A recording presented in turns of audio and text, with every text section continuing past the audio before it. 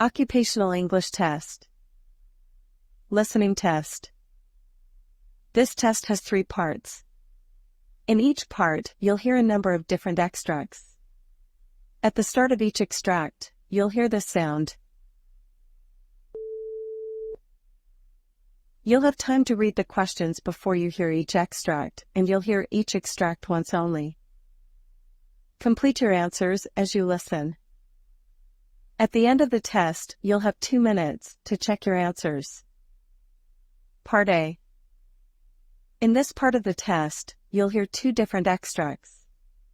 In each extract, a health professional is talking to a patient. For questions 1 to 24, complete the notes with information that you hear. Now, look at the notes for Extract 1. Extract 1, questions 1 to 12. For questions 1 to 12, complete the notes with a word or short phrase that you hear. You now have 30 seconds to look at the notes.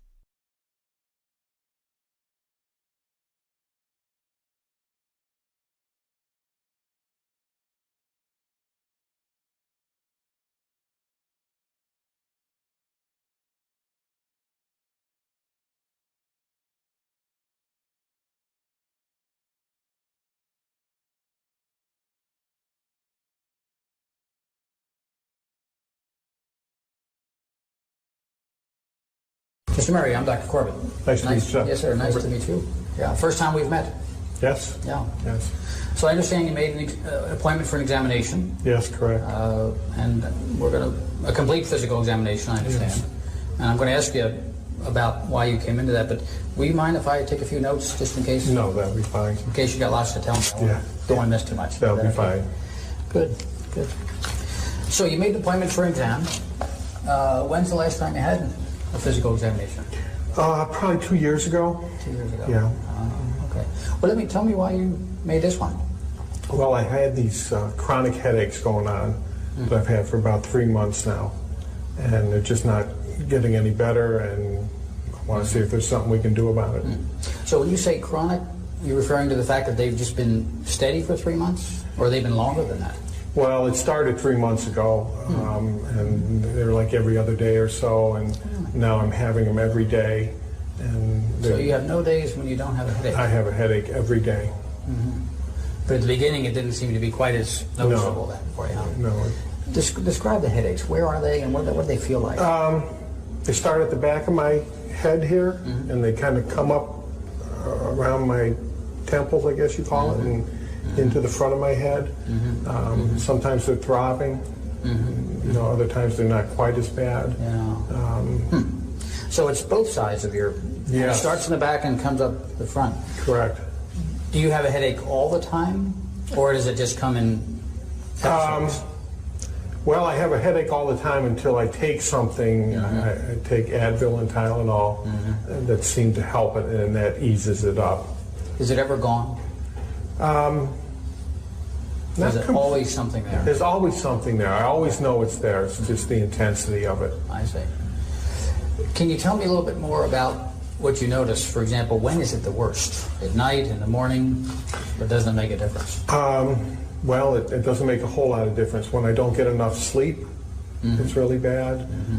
If I move my head in a certain way, or if I strain or stretch my head in a certain way, it seems like what way? Can you show me that? If I go like, to the back, or if I'm bending over, just any exaggerated moves. Any exaggerated move makes it seems to make it worse.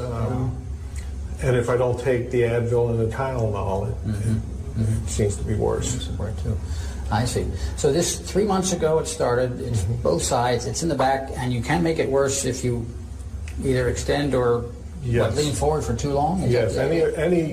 Just I call them exaggerated head movements. Yeah. What happens when you're lying down? Does that ease it or make it worse? I think that makes it, eases it some. It does. Especially if I can get some sleep. I see. It seems to ease it up some. So the act of lying down and sleeping doesn't make it worse? No. I makes it better, maybe? Yes. I see. Does it change based on if you're eating, for example? No. You know, Does eating make it worse? Or better? no, eating doesn't seem to. So having a full stomach exacerbate it. doesn't No. seem to bother it at all. You know? How about if you're concentrating? Is when you're driving or reading? No, it doesn't make it worse, except when it's really bad, I have a hard time focusing. Okay, yeah, that's helpful. Yeah. Yeah. Does it ever seem to be more one side than the other? No, it always seems to come up and be just, it kind of like meets in the middle. Meets in the middle, huh? Starts in the back, goes around, meets in the middle. Like a tight band. Yep. And the part that's always there is what? In the back or all over? I would say in the back. In the back there too. It always starts in the back. I got rear-ended in a car accident. And I can remember my neck got jerked, and I had a sore neck for a couple days, and then the headache started shortly after that. So that accident started this thing off. That's when it all So started. you had no headache before this? No, I had That's helpful. no previous headache. So tell me about that. How fast were you or they going? Well, it wasn't very fast. It was in a parking lot, and I was backing out, and somebody else was backing out the other way, and we met. And I just remember that jerk of my head, Gotcha. and having a stiff, sore neck. So both cars couldn't have been going more than startup. Yeah. Okay. 5 miles an hour or something like that. Did you strike your head when that happened? No. Did you recall? Not that I recall. Yeah. I just remember it kind of being, I guess they call it whiplash. Did you get out of the car right away? Then I sat there for a few minutes, and then I got out of the Did car. you? It startled me. Did you? Yeah. Then you said the headache started after that. How long after the actual accident did the headache start? 3 or 4 days after. So it wasn't right away. There was a Wasn't little right bit of a away, warm up. yeah. There was a kind of an interval in there where you Yes. felt fine. I see. Did you think that you had hurt yourself? I didn't think I really had hurt myself. I didn't, you know, I felt startled and, you know, just kind of shaken, but I didn't feel like I was really injured. But didn't. Okay. I didn't go to the hospital or anything like that. Yeah. Have you? And you said you take some things for it. What actually helps it? What do you? Tylenol and Advil. I take, I guess it's, How much do you take? I take a lot. I take 16 Advils, 4 tabs, 4 times a day, Wow. and I take, Self-prescribed? yes, 2 Tylenols 4 times a day. So I'm taking 8 Tylenol and 16. 24 pills a day. Wow. I take it you warmed up to that you weren't using Right. I started out I with see. less and it wasn't working, so I just I kept see. adding to it, and it does give me some relief. It's a lot of medication. It doesn't, yeah, it seems like too much. That's one Does of that- the reasons I came to see you. Good for you. Yeah. Does that mean it just keeps getting worse? The headaches just kept getting worse, and the severity of them, yes. Yeah. That's a lot of medication. Yes. Before you had this accident, did you use those medications much, if at all? No, very seldom. No, never had to take that kind of thing with No. any regularity? No. Okay. I need to know, too, what else do you experience? Anything else? Does this make your body feel different or painful or uncomfortable in any way? It makes me feel stressed. I feel stressful with it. I can't sleep well. It's uncomfortable. Yeah. It's just kind of a nagging thing that's there all the time. Does it bother your shoulders, your arms? You feel anything down here? No, Strength, pretty good. tingling? No. Not really. How about just being able to use your arms in normal motion? Yeah, That's not disturbed at all? No, that's fine. I see. That's fine. I see. Wow, so you had an accident. Took a couple of days for this thing to get to you, 3 or 4 days, but then it started bothering you and persist, and now almost has this stubborn worsening. Is that what I'm? Daily. Daily. What kind of work do you do? I work in a car dealership. I'm a service manager. Oh yeah. So has this had an impact on your ability to just do your normal? Well, again, it has in that it's uncomfortable. I feel stressed because of it. I'm able to do my job. I So like you my can job. do your work. Have you missed any days from work? I think I missed 2 days in the beginning, but I've been at work since then. I'm able to go to work, but I make sure I have my Advil and Tylenol with me. Other than that, I'm You working. sound like a okay. great employee to me. To work through this kind of thing is pretty difficult. Well, I like what I do. I work on vintage cars on the side. I see. Yeah. And so I Okay. try to make it. I have a sense of what you're telling me. What's your diagnosis? I don't know if I did something to my spinal column back there. I don't know what you guys call it, but something happened when I got hit, is what I think. A jerk did something. Other than that, I don't know what it is. But you're fairly sure there was a couple of days in there where it wasn't obvious to you that there was anything wrong? Other than it just being sore. Okay. It was sore and stiff. But the headaches didn't start, like I said, until about 3 or 4 days later. So there was some discomfort Yes, right there away. was. But you would call it more soreness or stiffness Yes. than actual headache that like you're Right, having now. Okay. right. Gotcha, yeah. I need to know a few more things about the effect of this on you. How's your sleeping? Do you sleep okay? And I don't sleep well at all. Why not? The headache, the discomfort, it's hard to get to sleep. I sometimes can get to sleep and then the headache wakes me up. So my sleep patterns have been totally disrupted. So how much sleep are you getting at night compared to what you like to get? Well, I used to sleep the night through, which was probably at least 8 hours. And I'm probably up 3 and 4 times a night now. Wow. And how long is that? I would call it a sleep deficit. How long has that been going on? Well, this happened 3 months ago, probably 2.5 months now. Because it wasn't as bad in the beginning, but they did just get worse. Wow.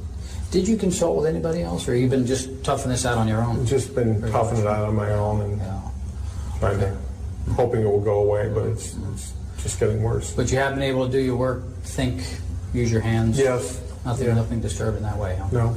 Gotcha. Anybody else know? Does your wife, are you married? Yes, I am. You've been talking to your wife about this? She certainly knows. Extract 2, questions 13 to 24. For questions 13 to 24, complete the notes with a word or short phrase that you hear. You now have 30 seconds to look at the notes.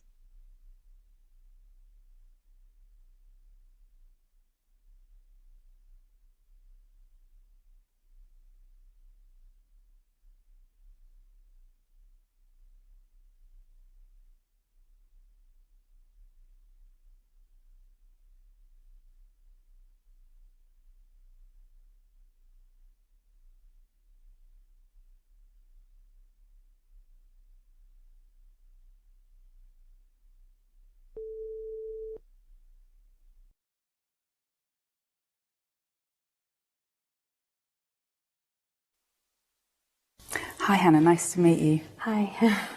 So I understand that you were referred to me by your GP because you've been experiencing some anxiety difficulties. Yeah. I guess it kind of started like 5-6 years ago. Okay. It escalated a bit. I've just recently moved out from living with my parents, so it's made it a bit worse, I think. Okay, is this the first time that you've left home? Yeah,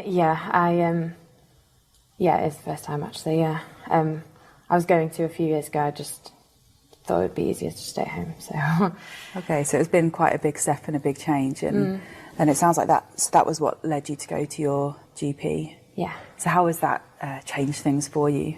Do you know, it's kind of, I haven't really told anyone, so, I mean, it's made it like better in the sense that I feel hopefully this is it, like it'll help, but I don't know, I don't like thinking that I've had to do this. I never thought I'd like be the kind of person who'd have to actually go and like get help, if that makes sense.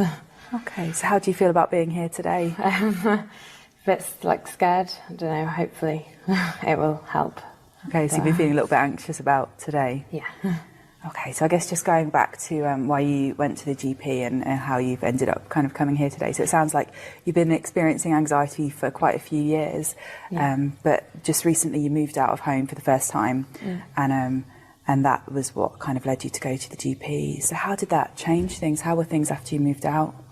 I thought that they'd be better, but because I thought I'd have to kind of be independent, but it's actually a lot worse. I'm just kind of staying in the house a lot. I don't really have any friends or anything. I mean, my family come and visit a bit, but it's not, I don't know, it's kind of scary because I've just been kind of literally just in the flat by myself, which I always thought I'd like, but I don't actually like it. Okay. So what are the kind of difficulties that you have been experiencing? I mean, I'm a photographer, So I kind of, it's been stopping me a bit, my anxiety, from being able to get work, and because every time, you know, there's an opportunity that is kind of involving me having to interact with people, I just tend to just turn it down. So I was kind of making things hard in that respect, and just kind of friends-wise and everything, I just feel like I'm just kind of increasingly more alone. So it's kind of stopping me from making friends and, you know, like relationships and stuff. Okay, so you said that your difficulties are getting in the way of you doing certain things, so they're stopping you from taking up kind of certain types of work, and as a freelance photographer, I guess that can be kind of a problem. And they're also stopping you, or you feel like it's stunting you socially. You're not kind of able to make new friends and get to meet new people. Yeah. It was kind of easier when I was at home, because I was obviously, I mean, my parents and stuff, that's fine, but, you know, I'd go to places with them, or I'd kind of have people there, but more and more I'm just finding myself just staying in a lot. I mean, I went like 2 weeks ago for coffee with my friends, and the whole time I was just kind of wanting to go home again. So I don't want that to happen. I don't want to lose everyone. So you're kind of worried about where this is going to lead to? Yeah. Okay. So you said that you first noticed the anxiety kicking in when about 5 or 6 years ago.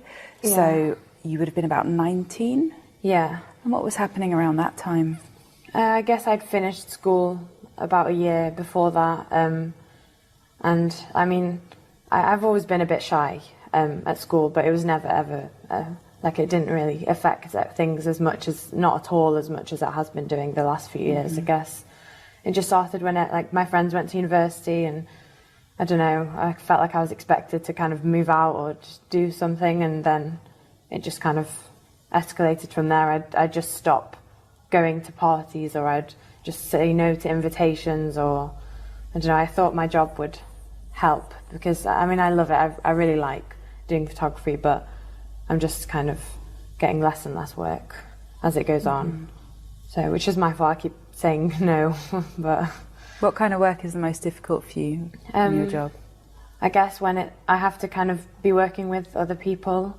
I don't like that. It's like when I'm trying to kind of do an event or something where there's a lot of people there, not just photographers, but actual, you know, if I'm like taking photos of people, that, I don't know, I just kind of find myself saying no. I mean, I want to do them, but just it's scary, so I just don't do it. So I guess tell me a bit more about what happens then. So let's focus on maybe an invitation to do a job with, you know, it's going to involve photography with a group of people, and you're going to have social interaction. What kind of thoughts go through your head?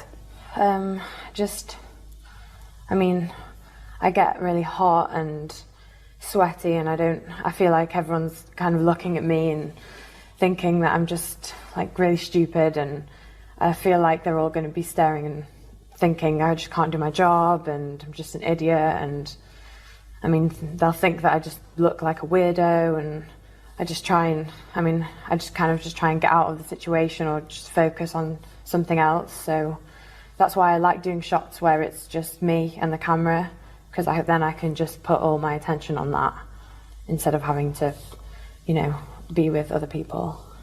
Okay, so it sounds like you have quite a lot of thoughts rushing through your head then at the point where you get that invitation and you think, people will look, people will stare, people will think I'm a weirdo. So there's quite a lot about what you think other people will think. Yeah. And how does that make you feel? Just makes me feel like an idiot. It makes me feel like I just shouldn't even bother trying to do it anymore. I should just go home, and I think I just don't want to be in that situation. I just feel like everyone else is fine and they're normal, and I'm just the freak who can't like do normal things. And okay.